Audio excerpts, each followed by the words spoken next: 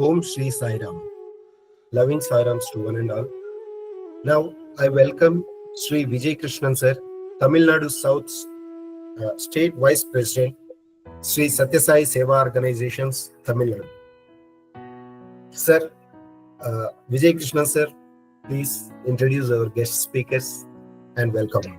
Over to you, sir. Sai Rams.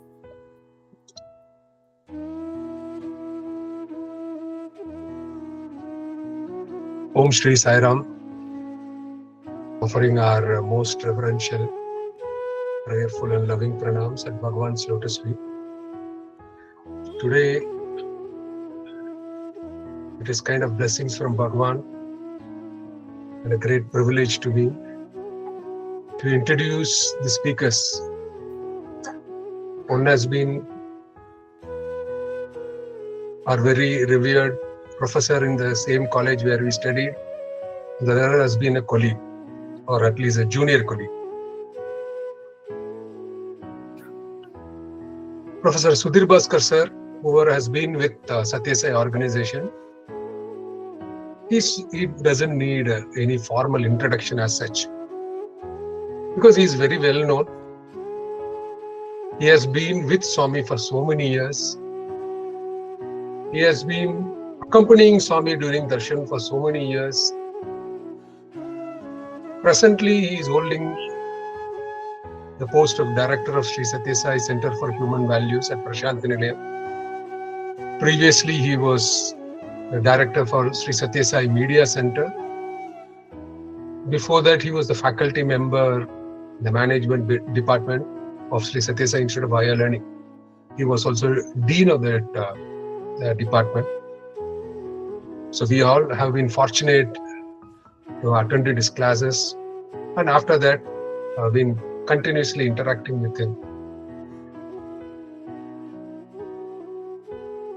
Before that, he has guided so many MPhil, MTech, MBA dissertations, and he has made more than 50 publications in peer-reviewed national and international journals. Before coming to Prashanthi Nilayam, he was working in R&D department of Miss Jyoti Limited, Baroda. And before that, he was Systems Engineering Cybernetics Center at TCS, Hyderabad. He has been visiting faculty of very many prestigious educational institutions like IISc Bangalore, IIPM Bangalore, Academic Staff College Shimla, and so many more. He is basically an engineering graduate from REC Warangal. Then he did his MTech from IIT Madras and a doctorate from IIM Bangalore.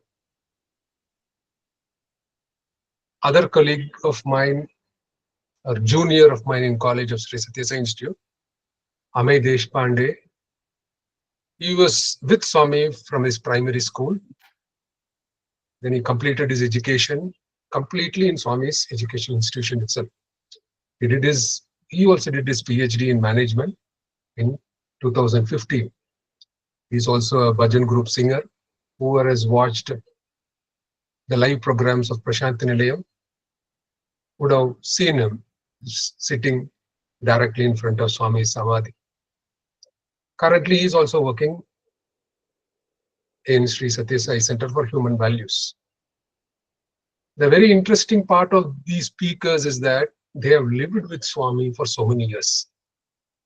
It is not like you hear Swami or you just read Swami and then using your intellect, you're trying to arrive at the message of Bhagwan. It is not, it is more than that. These people have lived with Swami. In a sense, day and night they have been around Swami, and Swami has been their only thought pattern for so many years. What happens is, after so many years, slowly, instinctively we reflect Bhagwan. So these people have got used to Swami so much, they actually reflect Swami's thought pattern. Generally, in a crisis situation, we used to think, what will Swami say for this? Or what will Swami do in this situation? This is actually a conscious decision. Those who live with Swami for so many years, what they do is, you don't have to stand and stare and think, what will Swami think or what will Swami do? after so many years, we don't need to do that conscious effort. It's an instinctive effort. It's an instinct thing. We just reflect. What we think is what Swami's thinking is. So these people have been that kind of a fortunate, and we are also fortunate today that we are going to listen to them. Before inviting them, I welcome all the doctors and other medical professionals who have taken time out of their busy schedule for their love of Swami.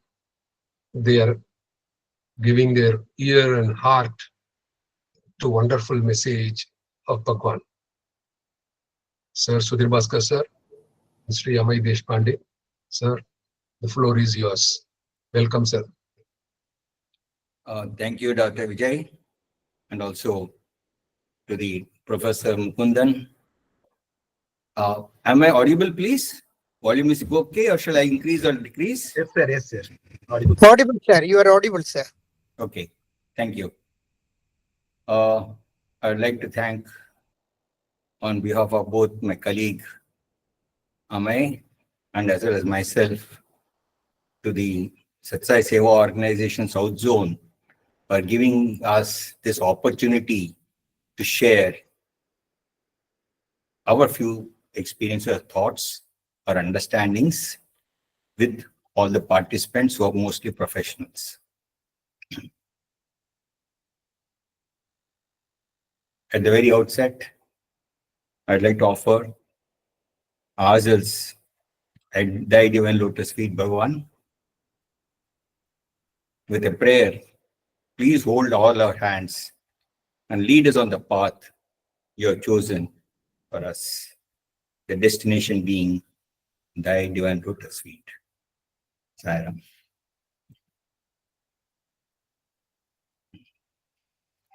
We'll be jointly doing this talk, and after some time, maybe after halfway through, we'll open the floor for discussions or for queries, thought points from all of you. As I've been introduced as a faculty member for almost 4 decades plus, we got used to having something called a PowerPoint or sheets of paper by the side, which actually gives us a cue when to continue, where to continue, and what to continue on. Of course, I don't have any pieces of paper, and I'm depending on a few slides. Let me just check whether I'm able to share my PowerPoint. The tech team, I'm sharing now.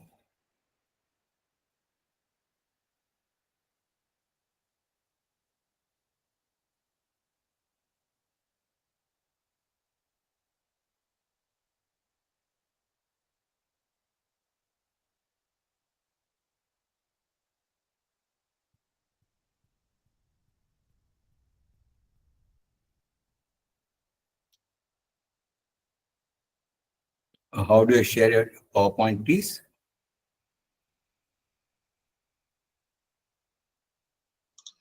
So there is an upward arrow marked there.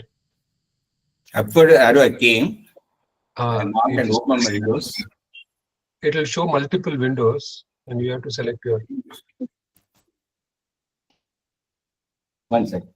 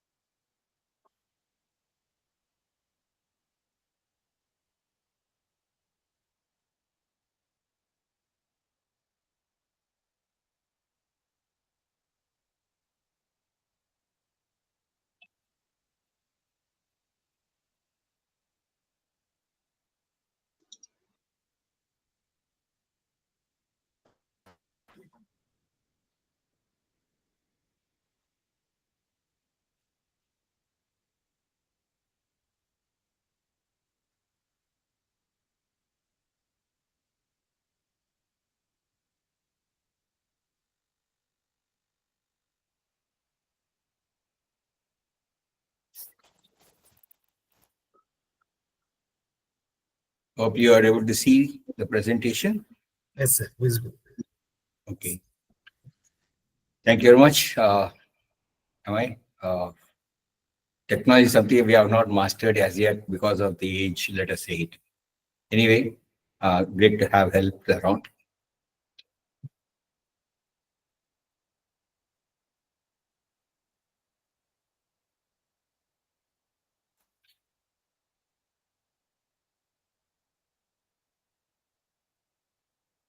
How do you get onto the, you can see the slides. Yes, sir. Yes, sir. We can continue, sir. We can see the slide and we can see you also.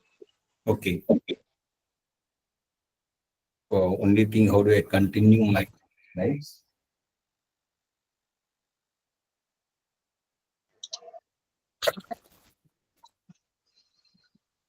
We have titled this particular program as Insight for Medical Professionals from South Zone today. Basically, we want to give you insight of what Swami has been having an idea. Of course, both of us who are going to speak today have not been medical professionals that way. Possibly, I have been a patient for a long duration of time, that's all, rather than being a practitioner of medical profession. But what we are going to discuss with you is some insight of Swami, especially with his advent and what the focus he has been having and how that is going to help you in your medical profession as an individual and as a professional. So that's the basic focus of our presentation. So bear with us. And one thing which we'll try and do is, as we do in all our programs, much of the inputs which you are going to see or hear is coming from Swami himself, either in his voice format or in the video format. So this is what we are going to do. Okay. So for those who have been new to our system and Swami, I thought we'll just begin all of us on same plane of being uniform, say at same page level. So I would like to mention Swami's advent. What is the purpose of his advent and what's the mission he's taking up as part of this particular advent? So keeping that in mind, most of you would have heard or know in the last couple of weeks of this particular program, which has been initiated by the South Zone. You would find that they would have talked something about Swami, but I'm not going to get into his birth, his leelas and other things right now. However, right from his birth, he has done so many things, which prompted a lot of people, including his own relatives in this particular village and surrounding villages, to wonder who this particular person is. So they used to enjoy what he was doing, but they were perplexed why he was doing and what for was he doing. In this context, when some of the relatives and others asked Bhagwan, please tell us, what is that you always keep referring to Shirdi, Shirdi, Shirdi? We don't know where Shirdi is. And you say, Baba, we have not heard about anything like that. So what is that you are trying to communicate? And what's the particular purpose for which you are trying to do all this? So instead of just talking to all these people and which will get lost in time and space, what Swami did was he wrote a letter in his own hand. That's the first letter which has been written, which communicates in detail what this particular purpose of this advent is and what is his mission and how he proposes to accomplish it. In this letter, is about 5 pages. At the beginning of the letter itself, in the first page, after 1 or 2 sentences, he writes a poem. Of course, the poem, he has not rendered it verbally any time in any of his discourses. But in bits and pieces of his, he would have used it to communicate what he's trying to tell us, or what he's doing. So we thought it would be appropriate for us all to understand the purpose and the mission of Bhagavan Sri Sathya Sai Baba, who many persons, devotees believe is God incarnate and his descendant. In that particular process, I would like to, we made a small video in our radio side, and then I would like you to see this particular video, and then we'll have a small discussion or presentation, giving conclusion to what this is and what the purpose of which this particular lecture is being going to be utilized. Please listen to this.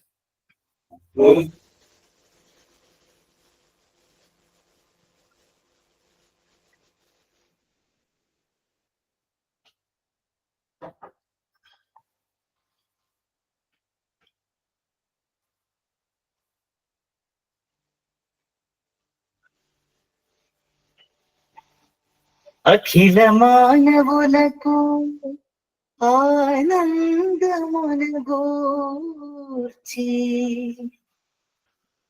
రక్షించుచుండుటే దీక్ష నాకు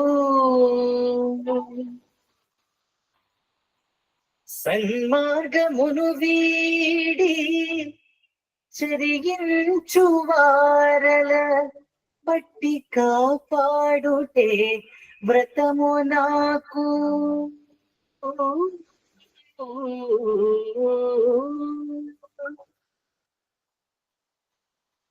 వేద సాధలకైన పెను బాధ తొలగించి లేమిని బాపుటే ప్రేమ నాకు నియమ నిష్ఠలతోడ నను గొల్చు వారిని కాపాడుచుండుటే ఘనత నాకు మంచి చెడ్డలు కూడా మనసులో సమముగా భావించుచుండుటే భక్తి నాకు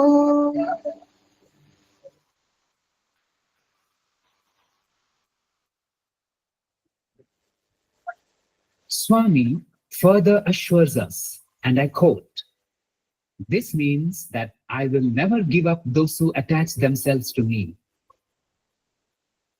I will not give up my mission nor my determination. I know I will carry them out." Unquote.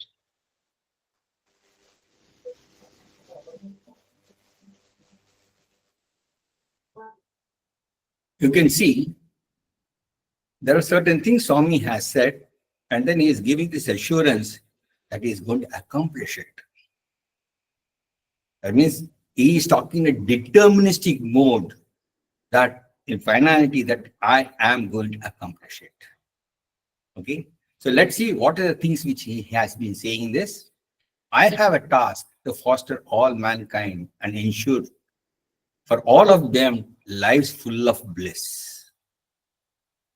I have a vow to lead all who stray away from the straight path again into goodness and save them.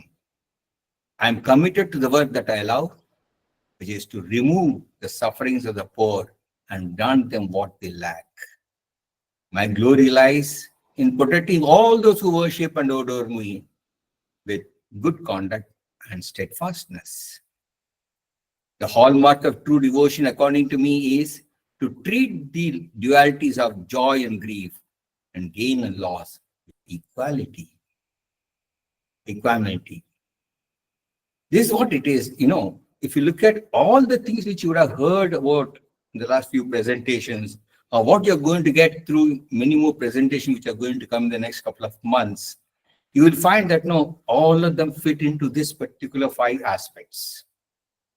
However, the things which we are going to look at in this particular session is going to look at one of the most important thing in this particular one is to, I have a vow to lead all who stay away from the straight path again to goodness and save them.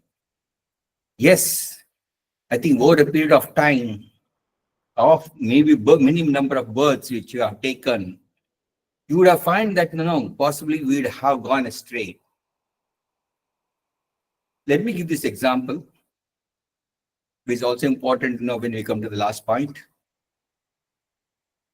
Suppose we are taking a grandchild to an exhibition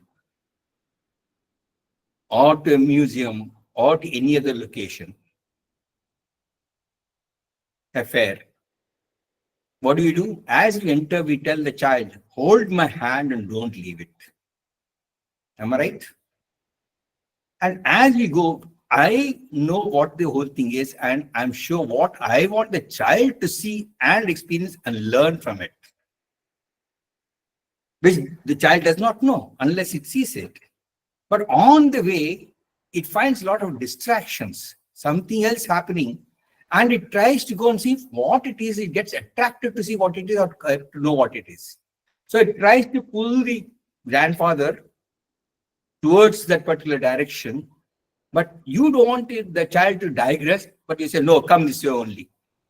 And in the process, as we go a few more steps, what happens? The child is so attracted to other things, it leaves your hand and goes astray. It's only after some time we realize, hey, the child is not there, and the panic starts.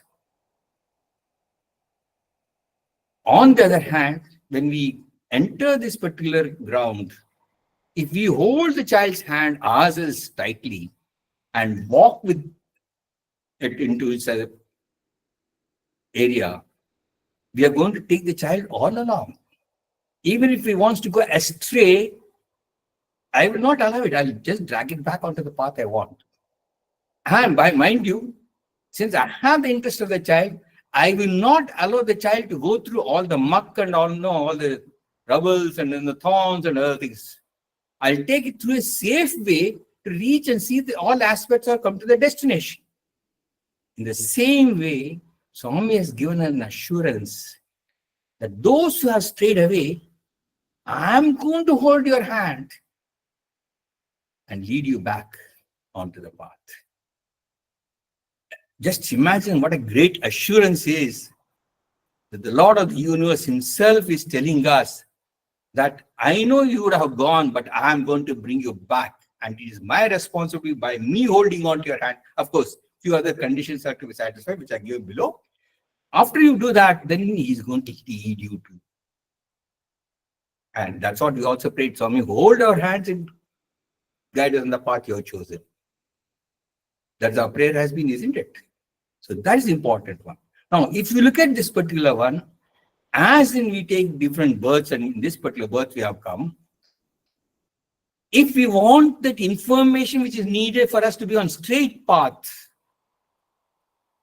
which is for goodness and sevas, it is necessary we get educated and have what is called tandurust and great health, so that we are able to go through the rigmarole of the life to reach the destination. So in this context, Swami started two institutions in tune with the vow. Two of them are education institutions and medical care systems. These have been started. Of course, not that all the people are able to go through education systems, but whatever inputs they are going to get is fine. But however, all of us require medical care. At some point or other, right from birth onwards, we need medical care. So these two institutions could also provide, and the individuals who are working in these institutions can also provide you those inputs which will bring them back onto track. And that is one of the things which is very important for us to understand.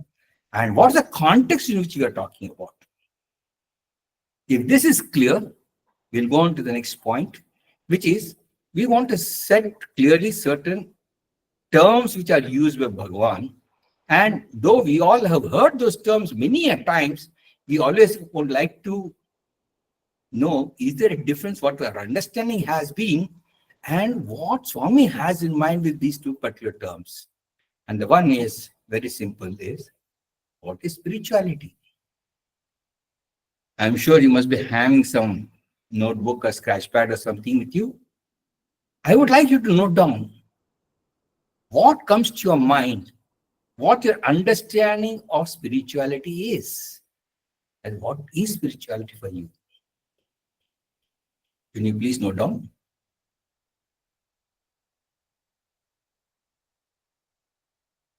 Okay. I think if you will put a bullet points or words, it's also is enough because you know the clarity of that.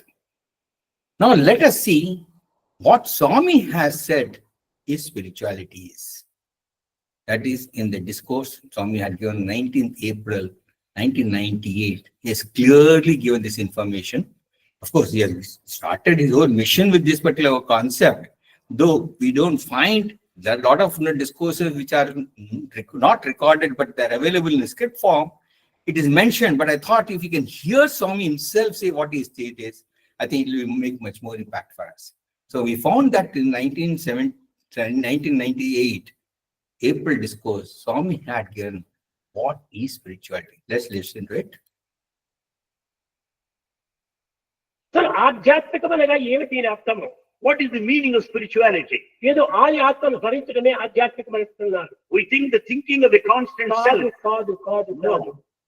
మానవుని యందు ఉన్నటువంటి పశుత్వాన్ని హింసించి One has to kill the animality, మానవత్వాన్ని దైవత్వంగా మార్చుకోవటమే ఇది ఆధ్యాత్మికము. transform the human nature into the divine. ఎక్కడ మార్చుకుంటున్నారు? Where are we doing? మానవత్వాన్ని పశుత్వంగా మార్చుకుంటున్నారు. In fact, the human life has become demonic. దైవత్వంగా మార్చుకుంటే తగిన కృషి చేయటం లేదు. We are not making effort to transform ఇది the divine ఆధ్యాత్మికము. quality. In fact, that is true spirituality. ఇలాంటి పవిత్రమైనటువంటి యొక్క ఆధ్యాత్మికత్వాన్ని ఈనాడు విస్మరిస్తున్నాడు మానవుడు. Such beautiful nature, inborn nature, spiritual. So we find that no, what Swami is saying is, of course, we always think about self and other things, but that is not the only thing which is spiritual. But most important for sustainability and for making continuous progress, which is going to be on the right path to reach the destination for us, is we should overcome all our animal nature, bring about our human nature in, and then transform it into divine nature. If we can do this and find out ways of doing this, then we will be able to be on the right path which Swami has chosen for us. So this leads us to the point. All of creation has the following. It has these following things. What are the things they have? They have a body, they have a mind, and they have an Atma. Every creation has, every part of the creation has these three. Though how much of it each of those creations have been able to understand, observe, and then make a progress is not known or questionable. But however, there is one possibility, and that is human beings. Human beings have all these four types of nature which Swami has been talking. And what are these natures? They are animal nature, Pashutvam, as Swami calls it, demonic nature, Dhanavatvam, human nature, Manavatvam, divine nature, Daivatvam.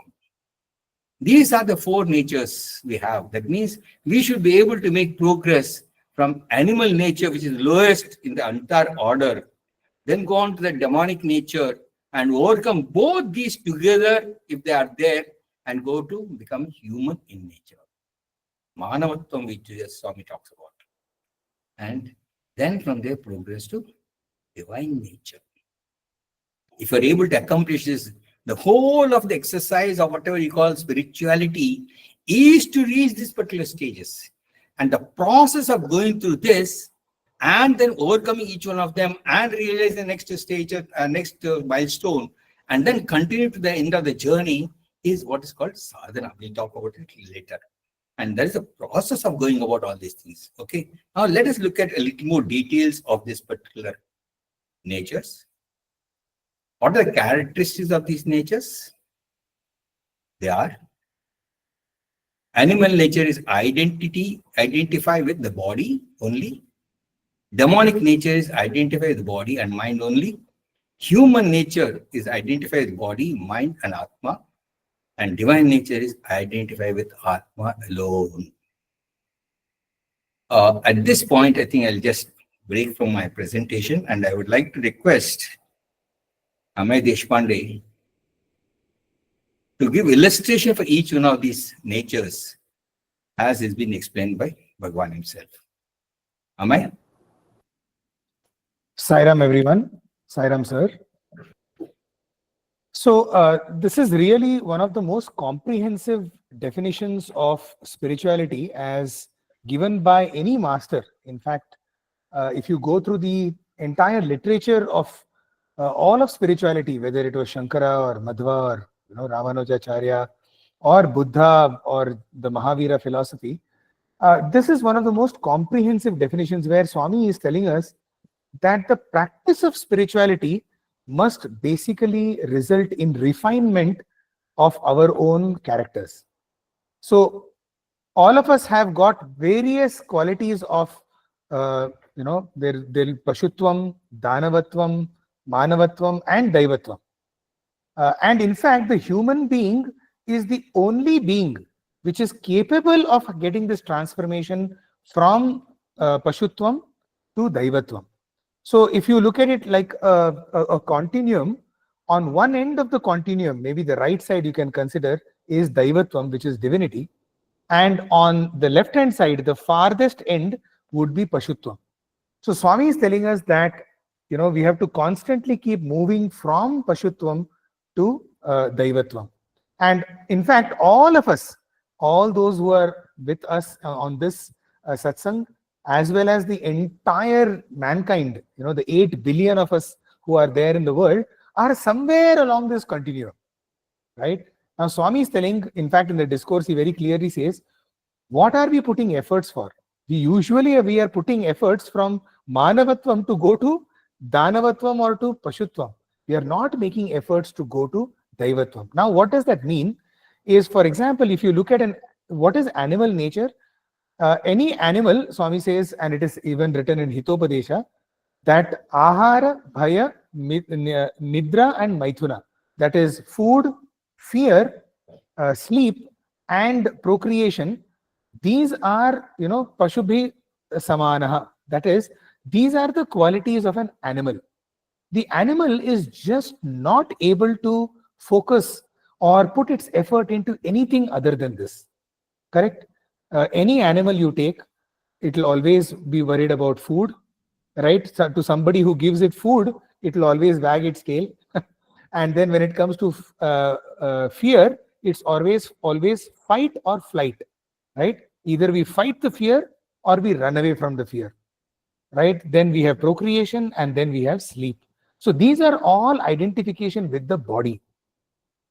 Then Swami goes on to say that when you identify yourself only with the body and the mind, okay, then that becomes even worse than Pashutvam. It becomes Danavatvam, okay, where we are only worried about the body and we are using the mind to achieve what the body wants. So power, ambition, greed, moha, mother, all the 6 enemies are coming because of our identification with the body and the mind.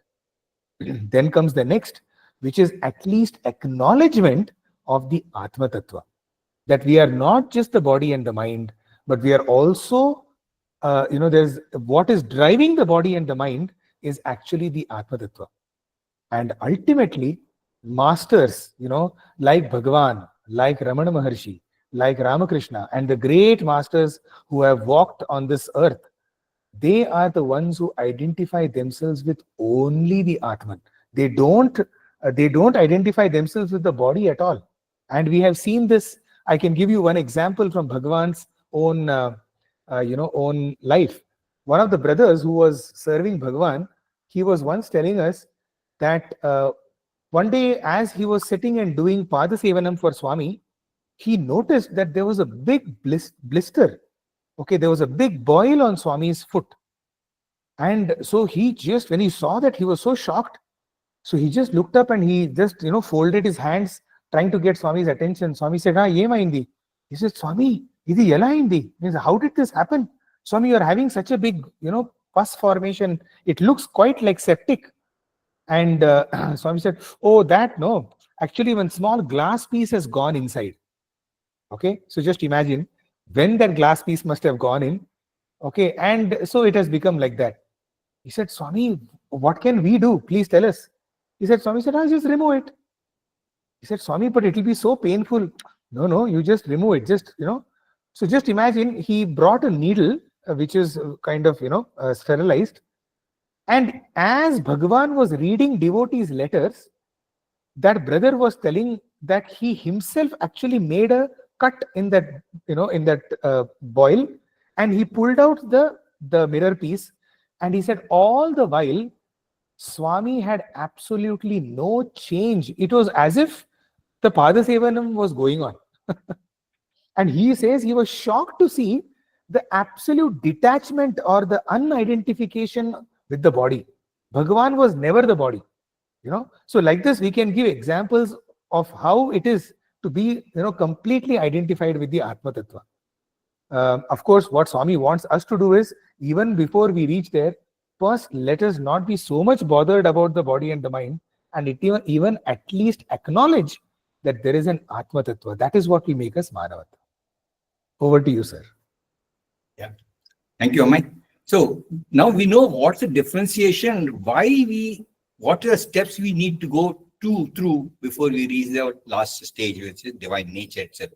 That means if we come to that last stage, being fully immersed in Atma Tattva only, that means the divinity itself, then what everybody talks about is birth, death, or liberation, whatever, all those terms which people use in different texts and in different literature by different individuals or masters, that's what we are trying to achieve. So, and why do you want to have that particular state?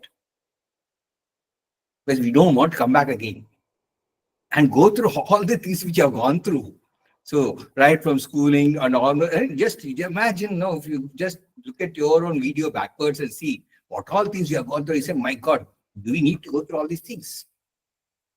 Is there a way I can avoid going through all these things and be peaceful? And that's the last stage which we are talking about, okay, birthless death. So let us look at, as I said, to go through this process, a certain amount of sadhana has to be practiced. And what is the sadhana? Please note down your answers, or what do you feel the word sadhana means to you?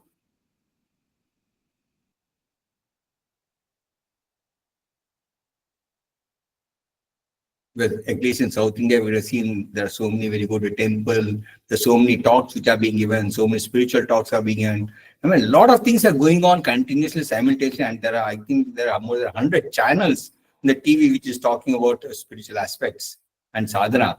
So each one is trying to tell you something. What is your understanding of the term called sadhana?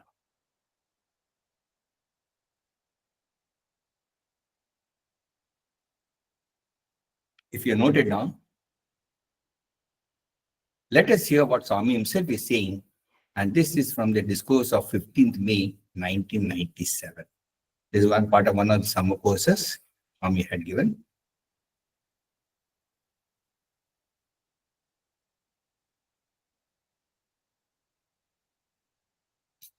సాధన అనగా ఒక విధమైనటువంటి మానవుని ఎందుకున్నటువంటి యొక్క దుర్భావనను దూరం చేసుకుని సద్భావనను పోషించుకోవటమే సాధన. The next one is samyak sadhana, which means giving up all the bad thoughts and developing, fostering. మనసునందరి మాలిన్యమును దూరం గావించుకోవటమే సాధన. Giving up all that is polluted is the true sadhana. సాధనగా జపము, ధ్యానము, భజన ఇత్యాది సత్కర్మలు మాత్రమే సాధన కాదు. Spiritual pursuit does not mean going to a sacred text or doing bhajan. మనసులో చేరిన మాలిన్యమును నిర్మూలం గావించుకోవటమే సాధన. Removing all the dirt. So just imagine from what you are understanding, because you have found that when you come to such an organization, they would have talked to you, do this jhana, do bhajans, do seva, and so many things they would have asked you to do. And we all think that is the only method. But the thing is, yes, we need to do that. When we are doing what needs to be happening is more important than what actually. That means no more are we being asked to do mechanically all these things. There's a purpose for which, and see how the purpose is going to be fulfilled. And that's what this particular whole thing called sadhana. Sadhana is how to remove the bad in us and foster good in us. Because if you look at animal nature, or demonic nature, they're all negatives. Somewhere in between is our human nature, manavatvam. But if you look at purely divine nature, daivatvam, everything is only good. Everything is only good. So how do we go away from this particular totally negative things, both in thought, words, and deeds and other things? How do we overcome that and make progress towards this particular one? Normally, we take a very determined step. Okay, I don't want to get angry. I'll put in all my effort for 4 days, 5 days. And after that, it comes back to you. On the other hand, Swami says, as you're trying to remove any of these bad qualities, bringing corresponding good qualities inside you.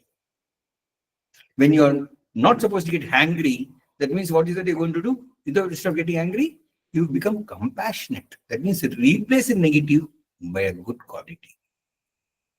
So like that, we should be able to identify what are these very bad things or negative things, traits, and what are the good things we should be able to cultivate and so foster and then move forward in that direction. And that is what this whole sadhana is all about. And that's what this particular SSSSCHV organization, based on Swami's instructions and also discourses, and you study these things properly, nicely, and understand the intent behind asking us to do all these activities, you will find that all these are only to move away from the, as Amey said, extreme left to the extreme right. And as you progress, it is seeing that we don't want to take 1 step forward and 2 steps backward. No. As we continue to take, we should continue to go forward only and not go backwards. And that is the most important thing in a sadhana. And as you go forward, you'll find the joy you get by removing the negativities in you and go to the positivity. Just see the amount of tremendous joy you feel inside you. And you want to experience that particular joy more and continuously, not during only the particular activities which are being done in such an organization or anywhere else.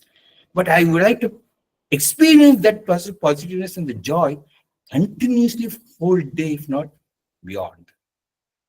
And that is the whole exercise is all about. And that's what our SSSSCHV organization is famous for, and which is able to help you to. So that means in your own profession of medical care, there are so many things which you are doing which can be used as sadhana itself to remove all the negativities in you and then come to the positives. And that is the whole trick. And that's the whole trick. Now let's look at this. We talked right at the beginning that now Swami is talking about transformation. When you talk about spirituality, transforming ourselves from animal nature to the divine nature, asuttam to manuttam, daivattam. How is this done? By cleansing the mind of the taints. I'll just tell you this and then go back and ask Amey to give certain examples how these taints are first of all accumulating in our own self. How did they come out to stay inside us first? When we were born, everybody tells us that we are very pure. We don't have any bad intentions, no negativities. Everything is positive only for us. But over a period of time, how did we try to acquire with intention, without intention, all these negativities into us? And then suddenly one day we realize, oh my God, we are full of this only. And then we start putting effort to move away from. So let's look at what these negative traits are. The taints are egoism, greed, hatred, malice, lust, and envy. These are 6 enemies. Any literature will tell you that these are the 6 enemies which are residing in your mind, which needs to be in your heart, which needs to be replaced, removed and replaced with good. They are compassion, kindness, charity, love, forbearance, honesty, integrity, and patience. These are all you can just see from any person whom you had in mind as a godhood would be having all these 6 items as his part of his report here. And you'll see that they are only practicing these things, that they don't go to the negatives at all. There is nothing called negative in them. So only these, Daya, Dakshinyam, Prema, Sahana, Satyanarthi, Orpu, these are the things which you can find in every person.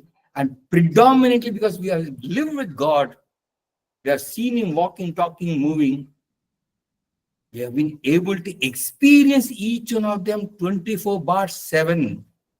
But from the time he was born, all through and including now also. And that's what makes this particular author unique and so inspiring for all of us to continue to practice on this particular path. Amey, I thought, if you could just help us understand how these negativities have actually come about in us. What happened after birth as we progress along, which made us to get these accumulated inside us without our effort and possibly sometimes with our effort. So, sir, you're very humble in asking me to do it, and I'm sure that a lot of people over here. I love the give, but I thought I should need a break a little. Yes. So, of course, there's nothing that very proprietary to us. What Bhagwan himself has explained, that is what we will present to you. So, from where do these taints, for example, we know that we are not supposed to be, egoistic or greed. And, here comes, in fact, a very beautiful episode from the Mahabharata, which really helps us. So, you all know that Bhagavad Gita was taught by Krishna to Arjuna. But have you ever wondered why Krishna taught Arjuna and not Duryodhana? Now, is not Duryodhana the real candidate, the appropriate candidate to actually receive Bhagavad Gita, isn't it? If there was one person who really needed transformation, the cleansing of the mind, as it is written over here, it is Duryodhana. Arjuna was anyway a good person, went through so much hardships, but was still one of the best friends of Lord Krishna, so on and so forth. So why did Krishna not tell, or why not he try to transform Duryodhana? Why did he tell Arjuna? Now the answer comes in a very beautiful episode in Mahabharata, which is called, in Telugu, Swami used to like that very much. It is called Sri Krishna Raya Bharam, which is when Lord Krishna became the peace ambassador and he went to Hastinapur just before the war started, right? While everybody was gearing up for battle and Pandavas really wanted to take their revenge for what all had been done to them, Krishna gets up and says, you know what, I will go once more to Hastinapur and I will ask those people if they can even give us 5 villages. In fact, he does not tell this plan to Pandavas, but he goes much against everybody's angst. And when he goes over there, it is said that one evening when he is in Hastinapur, he happens to be strolling in the garden and he happens to come face to face with Duryodhana, right? And he tells Duryodhana, hey brother, you know you're doing wrong, right? Don't you know that whatever you have done is purely out of your jealousy, out of your greed, out of your hatred, right? For the Pandavas. Don't you know that this is adharma? And the answer that Duryodhana gives to Krishna is a very fascinating one. In fact, it is such a revealing example that you will immediately be able to resonate with it. You know what he says? He says, Janami dharmam nachame pravrutti, janami adharmam nachame nivrutti, kenapi devena hridistitena yatha niyojitosmi tatha karomi. Okay, which is a very fascinating. He says, before Krishna can even start giving the lecture on dharma, which means actually Krishna was beginning to give him the Gita. Krishna was trying to tell him. Okay, and what was Duryodhana's answer? Hello, Sairam, boss. Okay, he's telling Krishna, Janami dharmam, don't tell me dharma, I know dharma. Nachame pravritti, he says, I have no inclination towards it. I know what is dharma, but I don't feel like doing it. Janami adharmam, nachame nivritti, he says, I know what is adharma, but I don't feel like leaving it. And then he says, In fact, what he does is he blames. He says, Kenapi devena hridistitena. There is some force inside of me. However, that force tells me I do like that only. Okay. In fact, the word devena over here, he's saying there is some, some God who is sitting inside. Right? So there is some force. The God is basically a force. Right? Now, don't you feel that we are also a little bit like Duryodhana? In the sense, all of us know Dharma. Right? We know at least somewhere little bit of whatever Bhagwan has taught us, whatever our parents or our, we have got from our family upbringing, from our culture, whenever we go to the temple or we listen to some spiritual talks. So we have an inkling of what is Dharma. Okay, but what happens most of the time? Nachame pravritti. We don't have any inclination towards it. Right? And janami adharma, we know what is wrong. But many times we are not able to let go. Like, for example, all of us get angry, right? And we know that anger is not good. And we also know that the moment our anger subsides, we wonder, Ayo, why did I get angry? Isn't it? I should not have got anger. Or in my anger, I should not have spoken something, which means we know what is dharma, we know what is adharma. Okay, so the answer to that is that there is some force within us. Okay, and the way that force is guiding us, we are going that way. Now, what is that force? What Bhagwan is trying to tell us is, it is just our change. The whole sadhana is about changing from one force to another force. Okay, so there are two forces in our own selves. The first force is the force of the mind or the chitta. Right? All our past impressions, all our what are called vasanas or vritti, which are impressions basically from the past, right? They keep guiding us, right? On that, so that is one type. And then on the second hand, we have the other force, which is the voice of the conscience. So we have the voice of the mind, and on other side we have voice of the conscience. Swami says, as long as we follow the voice of the mind, right? He gives the example of the lock and the key. Turn it towards the world, that is, turn it towards the mind, and you will get locked. Turn it towards God or the conscience, and the lock will open. Right? So basically, the whole process is about turning the mind or our own buddhi from listening to the mind to listening to the conscience. Over to you, sir.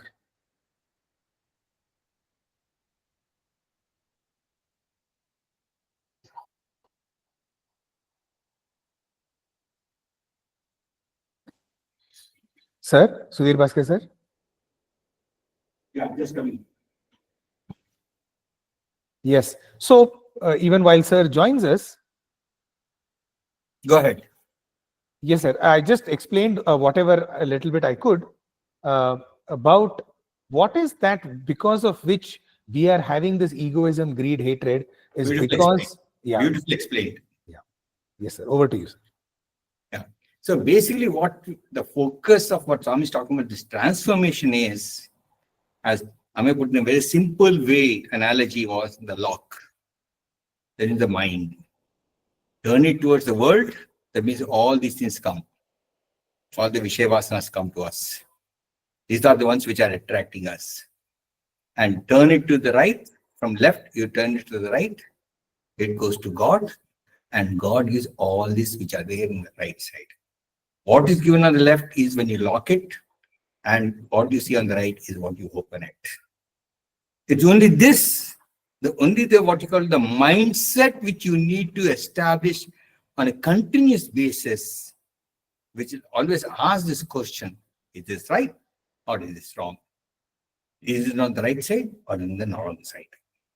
But everything you want to talk, everything you want to do, everything you want to say, anything you want to look at, always ask this question. I'm on the right side or on the wrong side? And that itself guides us. We don't need another Bhagavad Gita or another Ramayana, Mahabharata or any other document as a ready reckoner to tell us what is to be done. Internally itself the prompting comes, because the person whom we said, no, the Duryodhana said is inside, is the twin face. Which face do you want to see with? And that makes all the difference. Is this clear, sir? So basically what you're talking about, Chitta Suddhi, that's purity of heart. If we're able to achieve this, this is the whole process. That is what is spirituality and what is sadhana. And both of these aspects we have thought, read, or gone through, and come to a state that whatever activities you are going to take up, you can do it with the wrong intention or the right intention. For the right purpose or for the wrong purpose. And that's what makes the difference. Be it in a profession, be it in a personal life, or in a community life, or any life you look at, every time you're going to take up an activity, it is only for this. Every thought of yours should be on these lines. And once you're able to achieve that, I think we have made it. Sir, I think it is 8:25 already. So in case we can now open it out for any... I'll just show the next slide and then we'll go off. Yes, so basically, if you look at the negative traits have come because of that likes and dislikes. Once you remove this but like or dislike and do what is right, then all these things will be removed. And actually, these result from the unfulfilled bonds or desires. Okay, so this is what now should be our guiding force. And I think we'll leave it at this. And then I would like to open it up for discussion. Either Vijay Kumar or Professor Mukundan can take over for moderating. Vijay Krishnan, Vijay Krishnan, please. Sairam. Sairam, brother. As usual, it has been a fantastic session where we have traveled from Swami's initial letter explaining the mission of his avatarhood, then coming to the individual, what happens with that mission to that individual, that we need to travel from manhood, from animalhood to manhood to godhood. And they have explained the process. What does it mean to be an animal? What does it mean to be a man? And what does it mean to be a god? And the whole process has been defined. And it was, as usual, a very interesting and enlightening session. So now we are open for discussions and questions. If there are any observations, you can please state your observation. And if there is any question, you can also state your questions. You can raise your hand, and once your chance is or your name is spoken out, called out, you can just unmute yourself and state your observation or ask a question.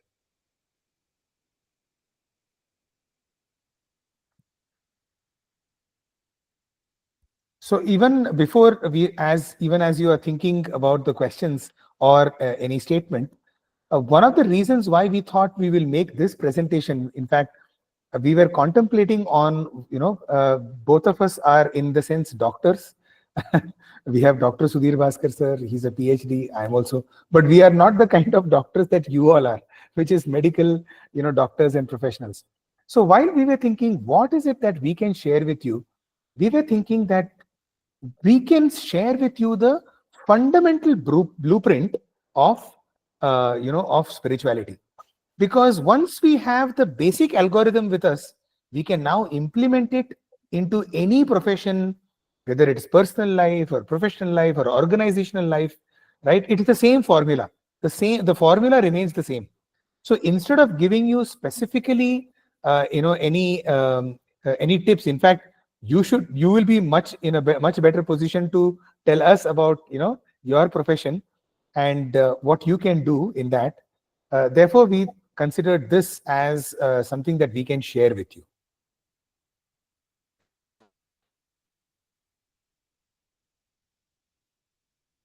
Not that we have all the answers, but at least we'll be aware what we don't know. We know the person who knows all the answers, and that is Bhagwan.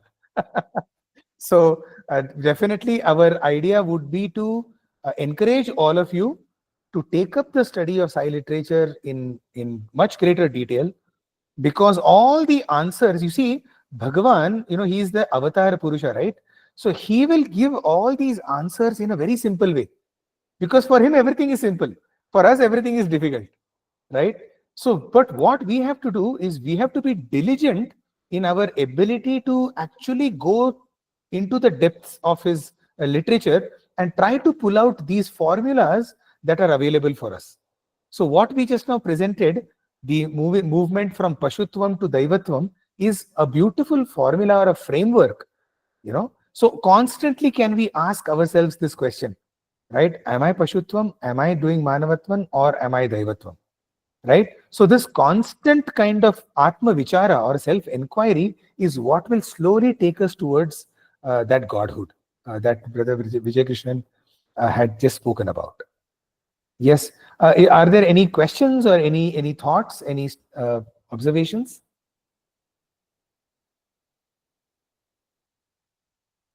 So we are getting one question from Kalyani Kuti, in which she or he is mentioning, they put it on the chat box.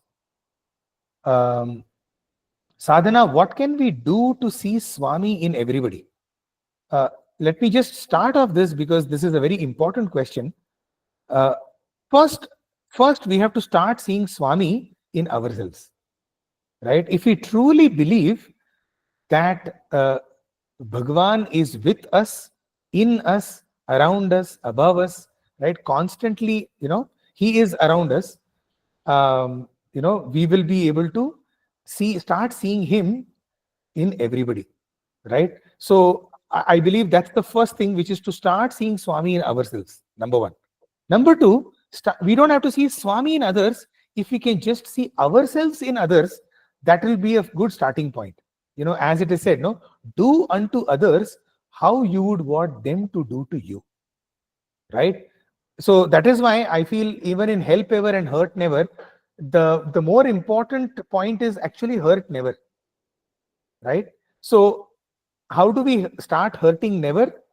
Is by seeing that if this was done to me, how I would feel, which is basically to have an empathetic worldview, right? To constantly start putting ourselves in that other person's shoes, right? If we start that automatically, so to see first Swami in ourselves and then to see ourselves in others, that is how you will be able to see Swami in others.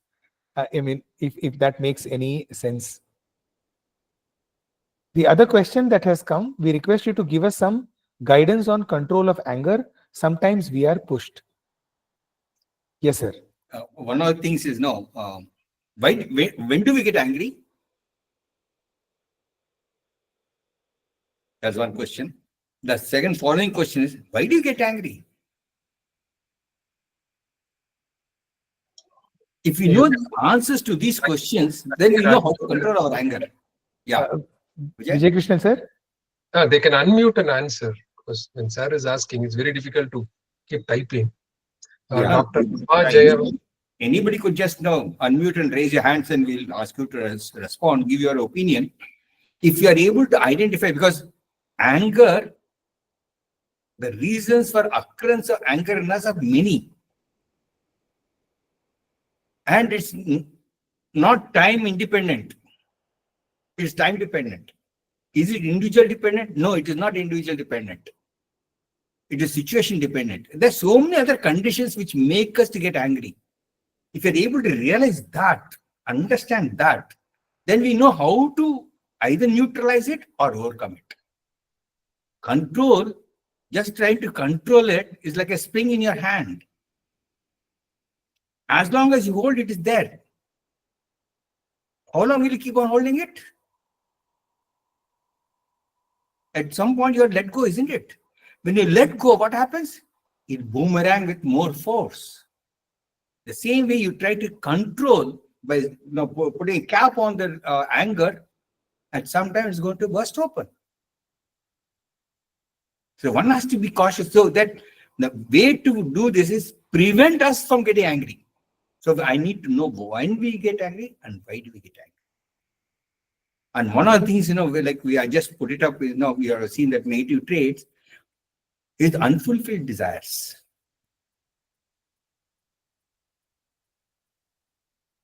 That is one thing which we look at all the root cause of all the times when you become angry. Something which has not been fulfilled. It will be very subtle or it will be physical in nature. And that brings about that particular anger in us. It could even be that I want something which may not be my need. But my ego does not allow me to say, no, that's not what is needed for me. I want it. Am I competent, capable, or no? Do I have the arhata, all the attributes which are needed to acquire it? I may not have that. Because I don't have it, then I get angry. And once we have it, automatically it will come. Why will you get angry at all?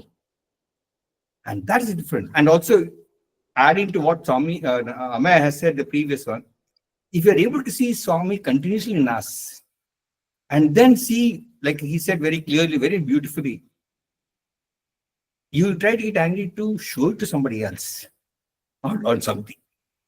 If the other person or the thing was done to me, how would I feel it? At that time, all the logic will come that no, he is illogical, irrational, and all those things come into picture. But all those are applicable to us also, isn't it? We forget that. So can we constantly remind ourselves who we are?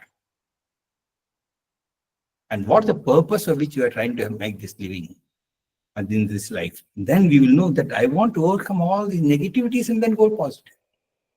It becomes very clear when to control your anger, how much to control anger, and automatically gets controlled by itself once you put everything in the right perspective. And this is my analysis of the entire thing.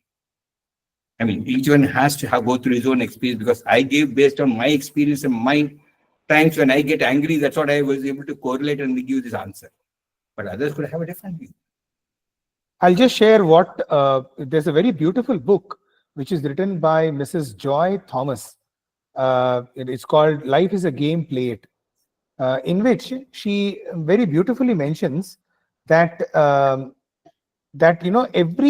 every situation in life, if you consider it as Bhagwan has sent that situation in life for me to learn something from it, no, then it becomes like a game, right? So for example, if something happens which makes us feel angry, somebody is pushing us, somebody is being unreasonable, somebody is being frivolous, or somebody is being absolutely, preposterous in their behavior, if we can consider that, Swami is now sending this person or this situation to test me, okay, to see whether I will pass or fail. Yes, of course, many times we may fail, but Bhagwan, he is a wonderful teacher. He is not tired of giving us tests, right? Tests in the sense, because he wants us to grow. So now if we consider every situation, right, every desha, kala and paristhiti in our life as Bhagwan's prasadam, right, then what we will do is we will start looking at everything like a challenge that Swami has put. Okay, now what does Swami expect me to do? Right? So somebody may come and make some ridiculous statement. They may harm us. They may speak ill about us. Right? But can we look at it? Yeah, we have to train. See, everything is about training the mind. Yes, we may lose a little bit of patience. Yes, we may lose our temper. But try to, quickly pull yourself back and say, Swami, I know that you are trying to test me through this. Okay. And, maybe 1,000 tests we may fail, but one test by His grace we will pass, and by our own effort. Right? And those are the small stepping stones to success.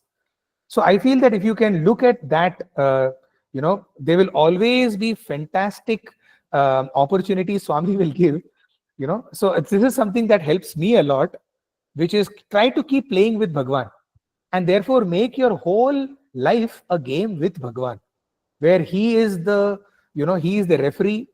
Okay, he is the, the other player who is constantly saying, okay, Bangaru, I am going to give you this now. Let us see how you manage. Oh, you manage this. Okay, now I'll give you even bigger trouble. Let me see whether you do this. And sometimes, so the other thing is, whenever we get angry, let us direct our anger towards Bhagwan. Because, what is that? Sarvadeva namaskaram keshavam pratigacchati. Sarvadeva tiraskaram keshavam pratigacchati. Right? So even our negative traits, if you are able to direct it towards Bhagwan, Swami, why this fellow is doing like that? Swami, why the situation is coming? Swami, you only, I know you only are doing this. So even if we are able to direct it towards Bhagwan, we will have a beautiful conversation with him. And second, he will be like the center of our lives. Everything revolves around Swami, because Swami is the one who is giving us prasadam. So that prasada buddhi, if we can pray for, that is another way we can overcome this. Though, I know it's very easy to speak. All of us are work in progress. So with with a lot of humility, that all of us are only trying. We are just sharing our ideas. It's not that we don't lose anger. All of us are work in progress.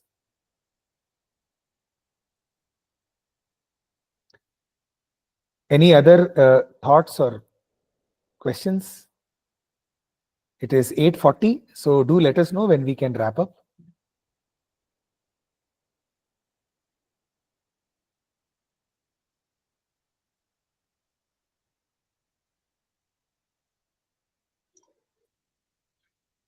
Vijay Krishna? Yes, sir. I think Mukundan? you have left them with enough thoughts. So probably we'll be getting a lot of questions later and a lot of tips also. So I think we'll wrap up and conclude. Sure. You please give us, Mukundan sir and Vijay Krishnan sir, you also give us your closing remarks on these, because we have very, very learned, brothers and sirs in our midst. And so we would love to hear your thoughts as well. Mukundan sir. Sairam Sudheer, Bhaskar sir, Sairam dear Amey. So happy that we are going to the core points, the basic things. Naturally, Swami used to say, go to the basics. And this is, as sir said, or Amey, both of you said, when we are going to the core, but this can be applied in any profession. All the professions we can have the transformation. Thank you so much, sir. Thank you so much for the basic values that have been cited and the basic concepts given by Bhagavan, like spirituality, sadhana, transformation, animal nature to divine nature. This is actually what is needed, sir, whichever may be the profession, wherever we are. Thank you, Sudheer Bhaskar, sir. Thank you, dear Amey. Thank all of you. Vijay Krishnan. We also thank you for giving us this opportunity to share. And also, while preparing for this talk, we had a lot of discussion among ourselves, a lot of clarity emerged. I think that was a takeaway from our side for us, because every opportunity, as Amey put it, is an opportunity for us to learn. Because we were saying that, no, they are going to be doctors. We don't know what doctor profession intricacies are from what time to now. So many changes have happened. What is that then we are going to talk to them? As is going to be applicable to them. But as a human being, as an individual, all these are applicable irrespective of which profession we are in. I thought then we thought we'll share this particular information. I thought, this gave us a lot of opportunity to listen to Swami's own discourses and take from them. Thank you very much for the opportunity. And sir, the videos, next day we are sharing the videos of the talk, and it is highly receptive, sir, because it goes to 1,000, 1,500, 2,000 people are watching. Going through, because as doctors and other problems, they may be busy during this time.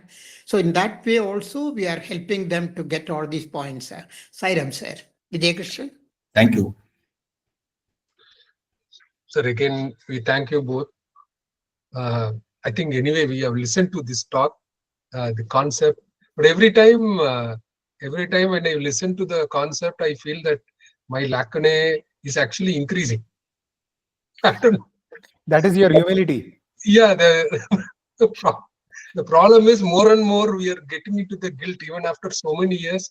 Even the basics still appeals to us as a important medicine for our day-to-day issues.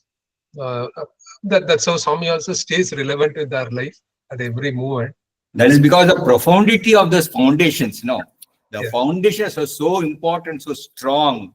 If we are able to get to the root of that particular foundations, I think now our life is made. It's a fantastic talk, and thank you both for having this wonderful talk. Sir, we'll conclude with Shanti Mantram. Mukundan sir. Sai Teja. Sairam brother Sai Teja. Yes, sir. Sairam, sir. Om. Shanti, Shanti, Shanti. Samastaloka Sukhino Bhavantu. Samastaloka Sukhino Bhavantu.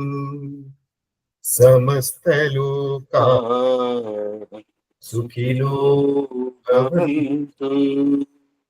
Om. Shanti, Shanti, Shanti.